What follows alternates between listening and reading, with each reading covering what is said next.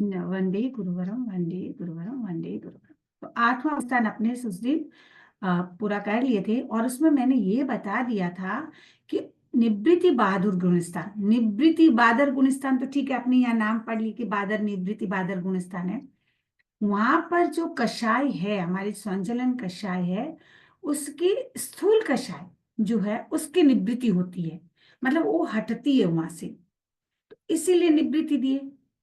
और 9वां गुणस्थान में हमारे कसायों को निवृत्ति नहीं होती है, मतलब जो बच्ची कुची कसाई है वो कषाय की हमारी वहां निवृत्ति नहीं हो रही है, इसीलिए हमें यहाँ पर क्या देना पड़ा। अब बची हुई क्या है, सूक्ष्म लोभ, भी आप समझ लीजिए 9वां गुण स्थान में भी हमारे क्या है, क्रोध मान माया लोभ अंतिम तक क्या है, रहता है। और लास्ट में जाकर अपने क्या लेते, 3 को, काफी समय तक है, एकदम अंतिम तो नहीं कह सकते, परंतु लास्ट में जाकर 3 तो हमारे यहाँ खत्म होगा, और एक क्या है 10वें गुण स्थान में लेकर जाएगा।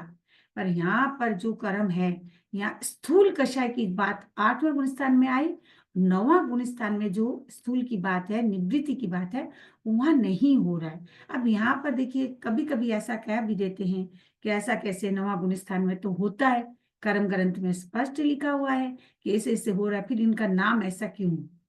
2 रकम की बात हो गई ना, पहले अपने को ये लगा, अब दूसरी जगह लिख रहा है कि यहाँ पर तो हो रही है, 9वां गुण स्थान में भी हो रहा है, तो जो स्थूल था वो तो हो रहा है, और जो सूक्ष्म था वो, उसको क्या है कि रोक रहा है। तो स्थूल तो हमारे यहाँ पर भी स्थूल की परिमाण जो था 8वां गुण स्थान में हो गया, 9वां गुण स्थान में आकर हम किस पोजीशन में रह रहे हैं, इस पोजीशन के लिए आप जीव अजीब जब पढ़ेंगे और कर्म कर्म पढ़ेंगे, थोड़ा सा मन में डाउट रहेगा।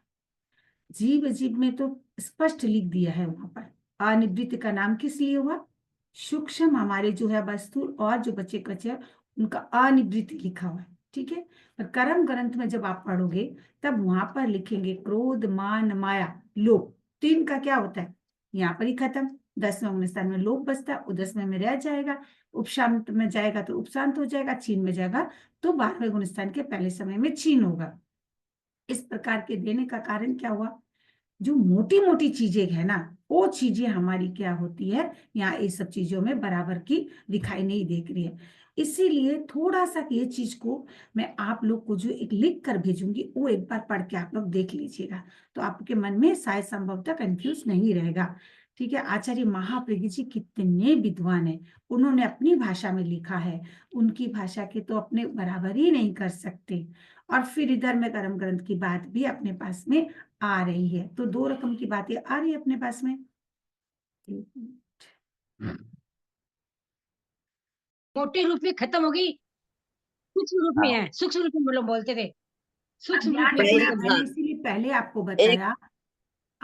एक हाँ। बार भाई निर्मल जी ने हम लोगों को ऐसे बताया था, निवृत्ति बादर, यहाँ स्थूल कसाय है, 8वें में स्थूल कसायों की निवृत्ति हो जाती है, लेकिन सूक्ष्म बाकी बाकी रह जाता है। अनिवृत्ति बादर, अनिवृत्ति यहाँ सूक्ष्म अनिवृत्ति है, सूक्ष्म की अनिवृत्ति है। स्थूल तो खत्म हो जाएगा ना, बादर तो खत्म हो जाएगा ना, क्रोध खत्म हो जाएगा, मान आपको माया खत्म। आप एक एक बात सुनो, उन्होंने शायद उसी समय सही बोला होगा, निर्मल जी भी बहुत ज्ञानी है, किंतु मैं आपको बता रही हूँ, उन्होंने आपको समझने में कहीं थोड़ा सा मुझे लग रहा हो है। सकता है, आप हो सकता जीव अजीब, हाँ जीव अजीब किताब में आज देखना, स्थूल कषाय की निवृत्ति 8वां गुणस्थान में होती है, उस है। अपेक्षा से 8वां गुणस्थान निवृत्ति बादर गुणस्थान, निवृत्ति बादर हाँ, गुणस्थान, ठीक है, बादर होती हो है। अब 9वां गुणस्थान में आपको लगेगा कि यहाँ पर तो कर्म ग्रंथ में अपने पढ़ते हैं, क्रोध मान माया लोभ इतने समय में, उस समय में, इस समय में हो रहा है, खाली लोभ नहीं हो रहा है। ओ भाई, वहां पर स्थूल कषाय की निवृत्ति नहीं हो रही है, 9वां गुणस्थान में स्थूल कषाय की निवृत्ति नहीं है, पर सूक्ष्म की नहीं है, ये बात तो नहीं लिखा। अब हाँ एक बार तारा भाई 9वां गुणस्थान पढ़ो, मैं बुक लेकर नहीं हाँ, बैठी हूँ।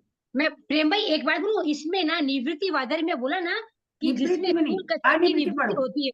पहले प्रेम भाई अनिवृत्ति पढ़ो, एक बार अनिवृत्ति पढ़ो। हाँ, जिसमें स्थूल कषाय की अनिवृत्ति होती है, अर्थात कषाय थोड़ी मात्रा में रहता है, हम्म। उसे अनिवृत्ति वादर कहा जाता है।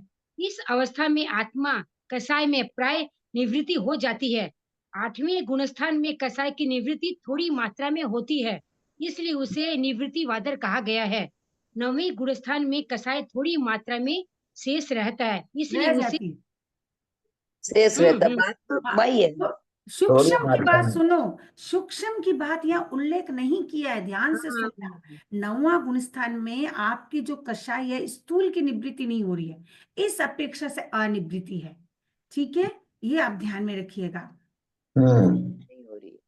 इसीलिए उसे अनिवृत्ति वाद। अब एक बात और आई, उदीर्णा की बात आई, कारण अपने इसमें है निर्जरा, सत्ता, उदय, सारी उदीर्णा। अब एक चीज और देखिए, उदीर्णा शब्द आप सब जानेंगे। उदीर्णा शब्द केवल उदीर्णा का मतलब ये नहीं कि प्रयत्न के साथ कर्म को उदय में लाकर भोगना। उसमें आपको ध्यान रखना है कि उदीर्णा किसकी होगी। एक तो उदीर्णा योग्य कर्म हो तो उदीर्णा, ठीक है, जो बहनों ने पूछा वो भी यहाँ क्लास में होना चाहिए संभवतः। जो कर्म उदीर्णा के योग्य उसका उदीर्णा, पहली बात। दूसरी बात, उसी कर्म की उदीर्णा होगी जो कर्म की अबाधा काल पूरा हो जाना चाहिए।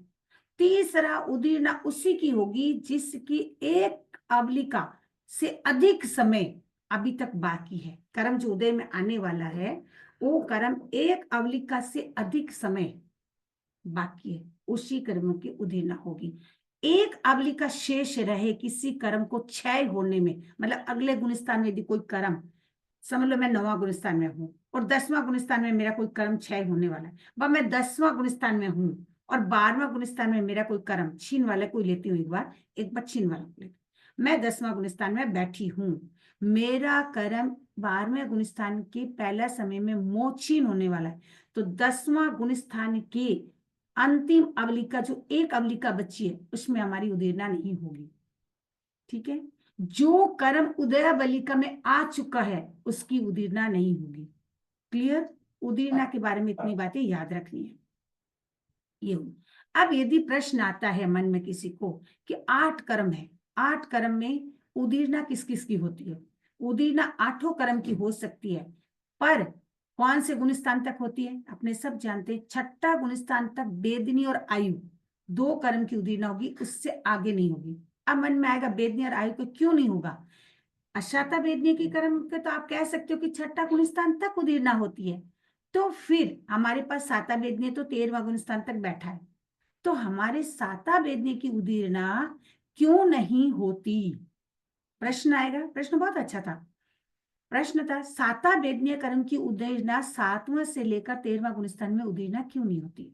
देखिए 8 कर्मों की उदीर्णा आपको बताई, अब 6 कर्मों की उदीर्णा की बात हो रही है, 2 कर्म की पहले आयु, और ये तो आप जानते हो कि आयु कर्म की उदीर्णा 6ठा गुणस्थान में नहीं होने के कारण आप जानते हो कि निकाचित के कारण हो सकता है कि नहीं हुआ। वेदनीय का भी आप जानते हो कि कोई ध्यान में हो और कोई समता से सहन कर रहे हो, परिचय को भी लेंगी साथ में, तो परिचय यदि सहन कर रहे हो तो भी नहीं होगा, ये तो समझ में आया। अब ये एक अपवाद समझ लीजिए का आगमों में भगवान ने जो वाणी के उसके ऊपर विश्वास करना पड़ेगा कि आयुष्य को और वेदनीय कर्म की उदीर्णा 6ठा गुणस्थान के बाद नहीं होती। तो फिर प्रश्न आता है कि जब केवली समुद्घात होता है तो क्या कौन से कर्म की उदीर्णा होगी। वहां पर आप देखिए 13वें गुणस्थान में उदीर्णा की बात जब आप पूछ रहे हैं बहनों कि 4 कर्म की उदीर्णा, जब आपके पास 4 कर्म बचा, उदीर्णा नहीं 4 कर्म आपके पास 13वां गुणस्थान में बचा, कारण घाती तो हम काट चुके हैं, अघाती हमारे पास पड़ा है, तो फिर अघाती 4 कर्म हमारे पास है, तो वहां पर आप जब उदीर्णा संजय नियंठा में पढ़े हो तब आपने नाम और गोत्र कर्म की उदीर्णा पढ़े, वहां पर क्या पढ़े हो, नाम और गोत्र कर्म की उदीर्णा पढ़ रहे हो, तो वहां पर उदीर्णा 2 कर्म की उदीर्णा क्यों, वहां तो 4 कर्म की उदीर्णा होती तो फिर नाम लिखते। आप ध्यान से सुने, साता वेदिनिया हो चाहे आयुष्य कर्म की उदीर्णा हो, ये अपवाद कहो चाहे भगवान की वाणी है, तो अपने को मानना पड़ेगा ये 2 कर्मों की उदीर्णा 6ठा गुणस्थान के आगे नहीं होता। इसीलिए आप बात के कर्मों के जहां गुणस्थान देख रहे हो वहां पर देखो 6 कर्मों की उदीर्णा, आप कहोगे कि वहां पर हमने सूक्ष्म संप्रदाय चारित्र में सामायिक चरित्र लिया, उसके बाद में लिया छेदोस्तप में लिया, फिर परिहार विस्तुति चरित्र लिया, वहां पर एक बार संजय नियंठा बाद में खोल के आप लोग देख लीजिएगा, मैं एक बार बता देती हूँ। तो उसमें 6ठा से 9वां गुणस्थान सामायिक ले रहे हैं, परंतु वो आपको सामायिक चारित्र की बात आ रही है, वहां पर आपका छेदस्थ अपने चारित्र की बात है, तो उसी हिसाब से पूरा गुण स्थान को आप ले रहे हो। बट 10वां गुण स्थान में सूक्ष्म संप्राय ले रहे हो, तो यहाँ पर आप ये मत सोचना कि जो सामायिक चारित्र 6 से 9वां गुण स्थान है, तो वहां पर जो आवश्यक और वेदनीय कर्म की उदीरना होती है वो 9वां गुण स्थान तक होता है, नहीं, वो 6ठा गुण स्थान में ही हो रहा है। उनका गुण स्थान है 6ठा से 9वां तक, बट उनकी आयुष्य और वेदनी की उदीरना 6ठा गुण स्थान में ही होगा। बहनों ध्यान रखे, भाई बहन जो भी हो ध्यान रखे। इसीलिए जब अपने पास और दूसरा कोई चारित्र आ नहीं रहा है, सीधा 10वां चारित्र सूक्ष्म संप्राय ले रहे हैं, तब आपने क्या कहते हैं, स्टार्टिंग में उनका 6 और अंतिम उनका 5। कारण हमारे जो जो कर्म की उदय होती है उसी की उदीरना होती है। जो कर्म उदय बलिका में आ चुका उसकी उदीरना नहीं होती। जो कर्म की एक आवलिका से अधिक समय रहता है उसकी उदीरना नहीं होती। एक आवलिका शेष रहेगा, एक आवलिका एक से अधिक रहेगा तो उदीरना होगा, एक आवलिका से अधिक समय रहे तब तक हो सकता है। एक अंतिम आवलिका का समय शेष रहेगा तब वो उदीरना नहीं होगी। तो इसी प्रकार 10वें गुण स्थान में अंतिम समय में नहीं हो रहा है, कारण 12वें गुण स्थान में जाकर उस कर्म का क्षय होने वाला है। ये उदीरना की बात कंप्लीट। अब हमने 2 कर्म की बात बता दी। यदि प्रश्न आपका कंप्लीट हो गया, यहाँ तक ही था, फिर भी जो और शेष कर्म हमारे पास है, तो 13वां गुण स्थान की बात जब मैं कर रही हूँ, वहां पर आप पढ़े हो कि 2 कर्मों की उदीरना हो रही है। इसके मतलब वहां भी आयु वेदनीय की नहीं हो रही है। अब हमारे आयु वेदनीय की नहीं हो रही है, ये स्पष्ट लिखा हुआ है, तो हमें समझना है कि आयुष्य और वेदनीय कर्म की उदीरना हमारे 6ठे गुण स्थान तक है।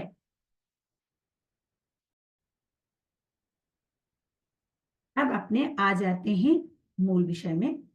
निवृत्त बादर गुण का मतलब बता दिया आप लोग को, अनिवृत्ति का मतलब हो गया, स्थूल कषाय का प्रश्न था वो भी क्लियर हो गया, साथ में उदीरना की बातें थी वो भी क्लियर, लगभग आशा करती हूँ हो गया होगा।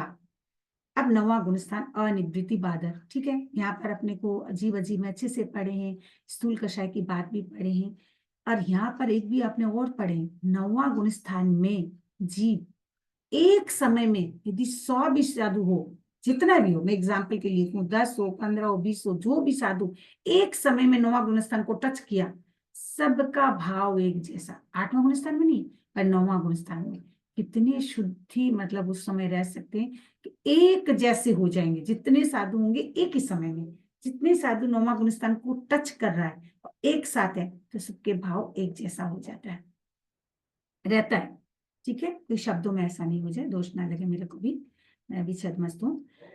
अब बंध, बंध की बात जब आती है तो कर्मों का बंध अपने जानते हैं कि जैसा जैसा भाव होता है कर्मों का बंध होता है। ये सारी बातें कभी फिर कोई प्रश्नों पर आगे देख लेंगे।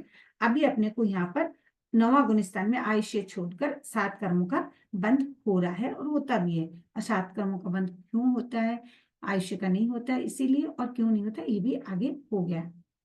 अब 9वां गुण स्थान में सत्ता, अभी सत्ता हमारे सारे कर्मों का है, कारण सबसे पहले ही जो कर्म कटने वाला है, जो मोह कर्म, वो भी हमारे 9वां गुण स्थान में कट नहीं रहा है, तो इसीलिए हमारी सत्ता में सारे कर्म है। कारण जीव 9वां गुण स्थान में हो और उसका अभी तक एक भी नहीं कटा, तो सारा प्रश्न आ सकता है कि कर्म हमें काटते काटते आ रहे हैं, फिर हमारे 9वां गुण स्थान में सारे कर्म है, अभी तक मूल के मोह कर्म का नाम से जो है वो थोड़ी कटा है, तो नहीं कटा, तो सारे कर्म है। तो जो कर्म है इसका मतलब सत्ता में है, अलमारी में पैसा रहेगा तभी तो अपने खर्चा करेंगे, नहीं तो कैसे करेंगे।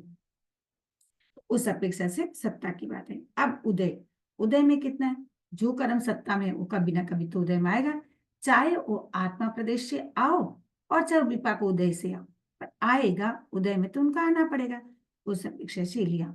अब आई निर्जरा, निर्जरा क्या है, अभी अपने 9वें गुण स्थान में सभी कर्मों की निर्जरा करना पॉसिबल है, जैसे जैसे काम होगा निर्जरा पॉसिबल है, तो निर्जरा हो सकती है। अब उदीर्णा, मन ध्यान रखिएगा, निर्जरा और उदीर्णा फिर एक नहीं है, आप सभी जानकार हो, जानते हो, पर जब आप बता रहे हो कोई बात तब आपको ध्यान रखना है निर्जरा मतलब क्या है। इतना तो याद कर लिए, आत्मा के आंशिक उज्ज्वलता हमारी निर्जरा है, ठीक है। उदीर्णा फिर क्या है, कर्मों को उदय में लाकर जब भोग लेंगे तो वो जगह भी तो हमारे क्या होगी, वो जगह भी तो हमारे निर्मल होगी, शुद्ध होगी, तो दोनों में फर्क है।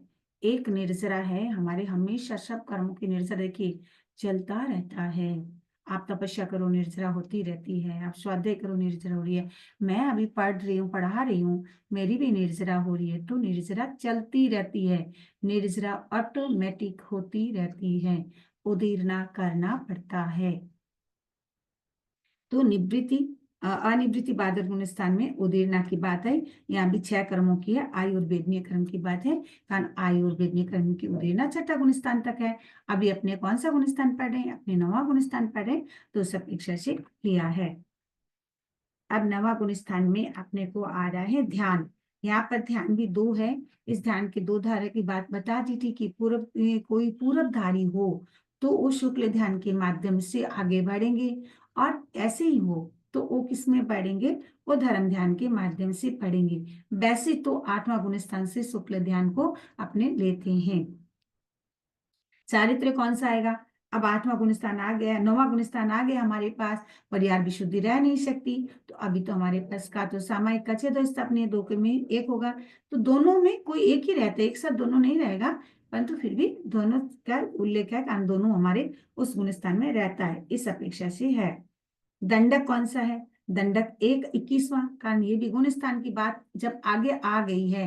अब हमारे पास चौथा गुण स्थान से आगे जहां भी अपने देखेंगे 14वां गुण स्थान तक, 5वां से लेकर 14वां गुण स्थान तक निश्चित रूप में दंडक हमारे पास एक ही रहेगा। मेहता अब आ गया अपने 9वां गुण स्थान में जीव की, तो यहाँ मनुष्य का 14 लाख बार बार पढ़ रहे हैं, आगे भी पढ़ चुके हैं, तो ये 14 लाख मनुष्य की आ रही है। ठीक है, अब 5वां गुण स्थान से लेकर अपने एक एक ले रहे हैं, ये बात सही है, परंतु तिर्यंस में भी श्रावकता है कुछ में, इसलिए 5वां गुण स्थान में अपने जब दंडक ले रहे हैं तो आपको ध्यान रखना कि 5वें गुण स्थान में 21, 20 और 21 दोनों ले रहे हैं, कारण तिर्यंस में प्राप्त है। पर 6ठा गुण स्थान तो साधु हो गया, जहां से साधु हो गया, मैंने 5वें गुण स्थान की बात बोली, उसमें ध्यान रखना एक श्रावक दोनों होते तिर्यंच, और आप सब जानते भी हैं। चौथा गुण स्थान तक चारों गति को लिया, 5वां में 2 लिया, और 6ठा से लेकर 14वां तक अपने एक ही लेंगे। यदि मुझे लग रहा है शायद मेरे मुंह से निकल गया था एक, तो इस बात को ध्यान रखिएगा। अच्छा, गुरुदेव की कृपा से तुरंत संशोधन हो गया। जीव यानी में अपने 14 लाख अब ले रहे 9वां गुण स्थान की अपेक्षा, यह तो निश्चित ही मनुष्य है। अब बात रही सम्यक्त की, बात थोड़ी करते हैं। अब यहाँ 9वां गुण स्थान व 8वां गुण स्थान की बात जब आई, तो यहाँ क्षेपशम और वेदक की बात नहीं आएगी, कारण क्षेपशम जो है दर्शन शय अपने लेते हैं, तो क्षेपशम कौन से गुण स्थान तक लेते हैं? 7वें गुण स्थान तक लेते हैं। सम्यक्त की बात जब करते हैं, क्षेपशम सम्यक्त की बात करते हैं, तो अभी अपने क्या लेते हैं? तो ये क्षेपशम आ गया, तो संयुक्त तो क्षेपशम संयुक्त भी हमारे 7वें गुण स्थान तक है, तो यहाँ 8वां 9वां गुण स्थान इसको छोड़ दिए। वेदक भी 7वें गुण स्थान में हो जाएगा, 8वां में वेदक नहीं होता है, तो वेदक को भी छोड़ दिया, 9वां में वेदक ऑटोमेटिक गया। अब तो हमारे पास 2 ही संयुक्त रह सकता है, का तो औपसमिक और का हमारे पास छायिक संयुक्त, तो 2 ही रह सकता है, जैसी श्रेणी होगी वैसी। परिचय हमारे पास मैंने पहले भी बताया दिया, परिचय का अर्थ भी बताया दिया, और एक साथ 22 की 22 हो नहीं सकती, परंतु ये एक साथ ऐसा कि जो भी हो, इनमें हमारे में 4 है, उसमें 10 है, उसमें 20 है, किसमें कितना हो, पर 22 की 22 9वां गुण स्थान में प्राप्त हो सकती है अनेक जीवों की अपेक्षा। एक मत तो एक साथ 22 नहीं होगी, इसका कारण अपने उल्लेख कर चुके हैं। अब 9वां गुण स्थान में आ रहा है ज्ञान। निश्चित ज्ञान रहेगा, अज्ञान रहेगा नहीं। और दर्शन की बात, यहाँ तीनों दर्शन होगा, केवल ज्ञान अभी तक हुआ नहीं, उसी अपेक्षा से लेना है। शरीर यहाँ पर भी क्या है कि 3 ही शरीर होगा। अब यहाँ पर लब्धि फोड़ेगा नहीं, तो शरीर हमारे पास 3 ही रहेगा, इसे एक्स्ट्रा शरीर नहीं रह सकता। आश्रम जो है 5, 7वां गुण स्थान में भी 5, 8वां में 5, 9वां। यहाँ पे एक बात बता दी थी, 5 आश्रम लिया, कषाय तो ठीक है, अभी विद्यमान है, कम बेसी जो भी है कषाय है तो ठीक है। अब रही बात अपने योग की बात आई, जब अपनी योग की बात करें तो मन में प्रश्न आ सकता है कि अरे भाई मन वचन काय, तो प्रवृत्ति है हमारा योग, फिर योग अलग से क्यों लिया, इस योग को अलग से क्यों लिया गया? तो ये हमारे शुभ योग की अपेक्षा हो गई, ठीक है। और यहाँ पर बाकी जो है मन वचन काय की प्रवृत्ति के हिसाब से ले लिया गया है आश्रम में। अब 9वां गुण स्थान में हमने संवर, जितने आश्रम हमारा छूट गया उतने ही संवर हमारे क्या है रह जाएगा, तो 5 आपने आश्रम को लिया है, तो यहाँ पर हमारे कितना संवर रहेगा? संवर 15 रहेगा। तो 15 संवर को ले लिया। अब हमारे क्या है, गति गुणस्थान में गति क्या कह रहे हैं कि 8वें गुणस्थान से जीव कहाँ जा सकता है, गिरे तो क्या है कि 8वां गुणस्थान में से गिरे, 9वां गुणस्थान की बात है, 9वां गुणस्थान में जीव बैठा है, 8वां गुणस्थान में तो जा सकता है, पर 9वां गुणस्थान वाला जीव की गति कहाँ होगी। अब यदि गिरे तो कह रहे 9वां गुणस्थान वाला जीव गिरे तो 8वां में जा सकता है। जैसे 8वां गुणस्थान वाले की बात कल आपने कहा था कि गिरे तो कहाँ जा सकते, 7वां में, और आज अपने 9वां गुणस्थान पढ़ रहे हैं तो गिरे तो कहाँ जा सकते, उनकी गति गिरे तो 8वां गुणस्थान में जा सकते हैं। 9वां में तो बैठा था, अब वो गिर रहा है तो 8वां में जा। यहाँ श्रेणी चालू हो गई है, श्रेणी में स्टेप बाय स्टेप जाता है, मैंने कह दिया वो एक साथ लान नहीं सकता। और काल करने की बात अलग थी, तो काल की बात यहाँ उल्लेख कर दिया है। तो 9वां गुणस्थान वाला जीव गिरे तो डायरेक्ट जाने की बात होती है। कहीं आप इसको आकर्ष रूप में व मार्गना रूप में भी पढ़ सकते हैं, कहीं कहीं इसकी मार्गना आकर्ष मार्गना रूप में भी उल्लेख मिलता है। मार्गना मीन्स भी गति होती है, ठीक है, ये इसे अनेक रूप होते हैं, उनमें अनुसंधान होता है, रिसर्च करना होता है। मार्गना मतलब, तो यहाँ पर यदि वो शब्द को भी आप पढ़ें तो आप कंफ्यूज ना हो।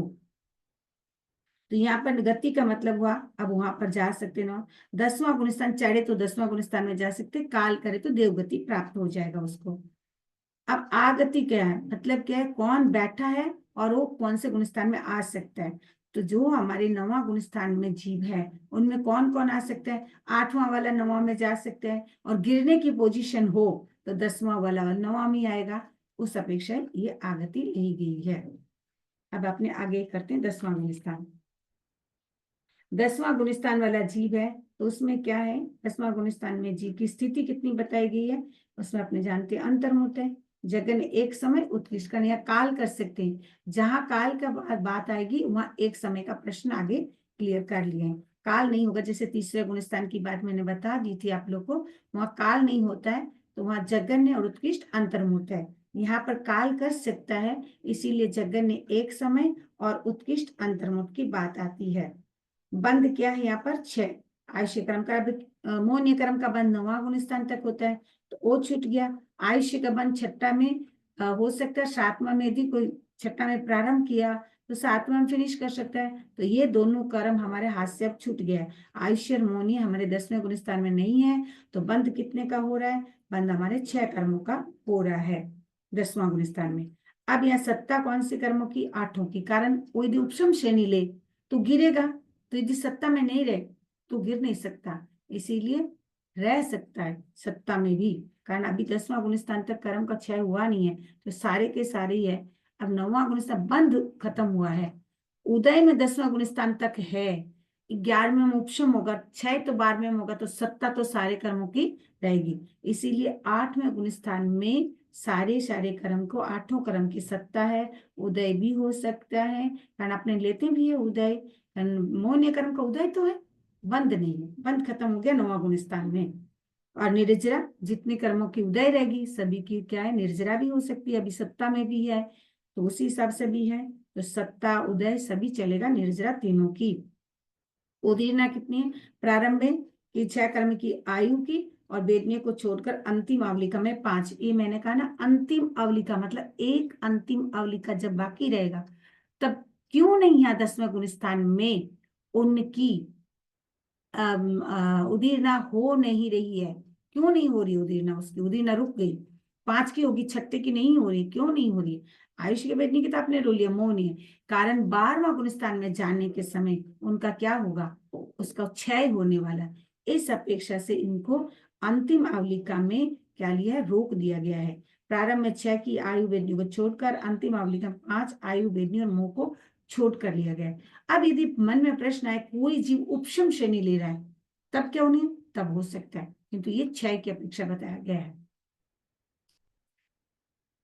अब ध्यान, 10वां गुणस्थान में हमारा ध्यान क्या है, कोई सेम 2 ही ध्यान रहेगा।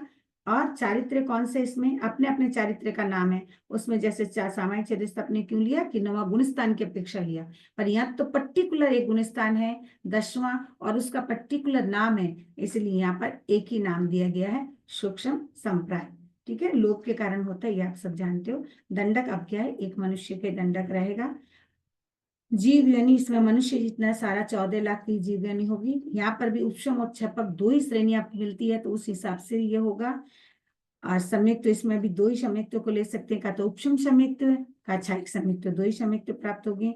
यहाँ पर परिचय की बात जब आई, अब मौन क्रम को छोड़ना पड़ेगा। 10वां गुणस्थान में मौन क्रम की अब वो क्या है, परिचय नहीं है, मौन क्रम की परिचय रुक गई है। 10वें गुणस्थान में मौन को छोड़कर 8 मौन क्रम की जो परिचय है वो नहीं है 10वां गुणस्थान में।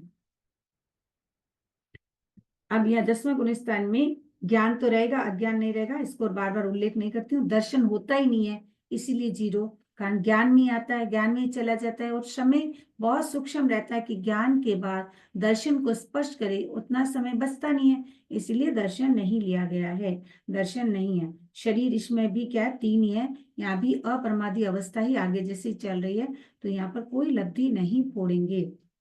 आश्रम क्या है, यहाँ 5 आश्रम, जैसे मैंने 9वां में समझाया वैसा ही 10वां को समझना है। संवर का भेद भी तब 5 चला गया आश्रम में, तो 15 बचा, तो 15 संवर होगा। गति में क्या है, अब 10वें गुणस्थान वाला जीव की गति क्या हो सकेगी, का तो नीचे गिरे तो 9वां में जाएगा, चढ़े तो 11वें में, और यदि उपशांत श्रेणी ले, उपशम श्रेणी ले, उपशांत मौन क्रम यदि 11 में जाए तो जा सकता है, और छीन ले तो लाद कर 10वां से 12वां जाएंगे। और यदि काल करते हैं तो 8वां में हो चाहे 9वां में हो 10वां, देखो 7, 8, 9 आपको गुणस्थान आप कंटिन्यू देखना। यदि काल करे तो चौथा लिखता है, कारण यहाँ सम्यक तो खोएगा नहीं। सम्यक में परिस्थिति में जब जीव उसी गुणस्थान में सम्यक तो रहते हुए जीव जाते तो आगे उनको सम्यक तो प्राप्त हो जाता है, इसीलिए उनका 7वां से सीधा वो देवलोक में जाएंगे, और देव में चौथा गुणस्थान उनको प्राप्त होगा, उस अपेक्षा से ये लिखा गया है। अब आगति, कौन 10वां गुणस्थान में आ सकते हैं, 9वां गुणस्थान वाला 10वां गुणस्थान में उनकी आगति हो सकती है, 11वें वाला भी आ सकता है, तो उस अपेक्षा से ये दिया गया है। इस चीज को आपको ध्यान में रखना है कि कब इस पॉइंट में ऐसा लेते हैं अपने, इस जगह आने के बाद उनकी और उदीरना नहीं होती है, इसमें आने के बाद उदीरना हो सकती है, इसीलिए इस टाइप की बातें कहा जाता है। क्लियर हुआ? ठीक। ठीक है, क्लियर तो हुआ, हल्का सा कम हुआ। हल्का सा फिर भी कम हो। अरे बहनों, इस जगह आ चुकी हूँ मैं। अब एक बात सुनो, इजी हिसाब से लो कि मेरे घर कोई व्यक्ति आने वाला है, ठीक है, आने वाला अपने घर से निकलने वाला था, वो हाँ। चौखट लांदने वाला था, और लांदते समय कोई व्यक्ति आकर कह रहा है कि मैं आपके घर आने वाला हूँ, वो अब चौखट लांदेगा? नहीं। किंतु वो तो घर में ही था और डिसीजन बना लिया, कोई चौखट पर नहीं आया, तो अपने घर से निकल चुके हैं। अब मुझे कहीं जाना है, मैं निकल चुकी हूँ, तब तो मैं और वापस तो गाड़ी को बैक नहीं करूंगी, मैं निकल चुकी हूँ, मैं कहूंगी सॉरी भाई मैं तो निकल चुकी हूँ, अब आप कल आ जाना। और मैं निकली नहीं हूँ, मैं चौखट पर हूँ, तो मैं निकलूंगी? नहीं। अब समझ में आया। आप समझ में आया? चलिए, हुआ? और कोई कुछ डाउट है तो अब कर लो, 4-5 मिनट में, और स्टार्ट नहीं करो, 2 मिनट में फिनिश करने वाली हूँ, तो आपको कुछ मैं तो आज एक भूल भाई गई ये थी बताओ, क्लास का ही, हाँ भूल एक गई थी क्लास का स्टार्ट, मुझे तो याद आया। एक और पूछ रहा है मेरे को भी कि हाँ गुण स्थान में 52 बोल में आया है कि हाँ 4 गुण स्थान में भाव कितने, तो वहां उदय भाव क्यों नहीं लिया जाता? भाव 2 ही लिया, क्षयोपशमिक और पारिणामिक, उदय हाँ, भाव को क्यों नहीं लिया? उदय होकर क्यों लेंगे? गुण स्थान में उदय थोड़ी होता है, गुण स्थान क्या है, छप्सम से प्राप्त होता है। अच्छा। अब छप्सम गुण स्थान जो है, ओहो, मेरे मन में क्षयपसम वहां से दिमाग गुण में, स्थान, हाँ हाँ, गुण क्षयपसम से ही तो स्थान प्राप्त होता है। शब्द गुण स्थान है, गुण स्थान आपको किससे गुणों प्राप्त का होता है? स्थान। छप्सम से, उदय से नहीं प्राप्त। हाँ समझ में आ गया भाई, वो एकदम दिमाग कभी ये कभी उदय भाव नहीं ऐसा होता ही है, चला जाता उदय तो होता ही नहीं अभी है। आप बोल रहे हो तब ध्यान आ गया, ऐसे है। अचानक हाँ कुछ मुझे क्यों नहीं आया। होता है। हाँ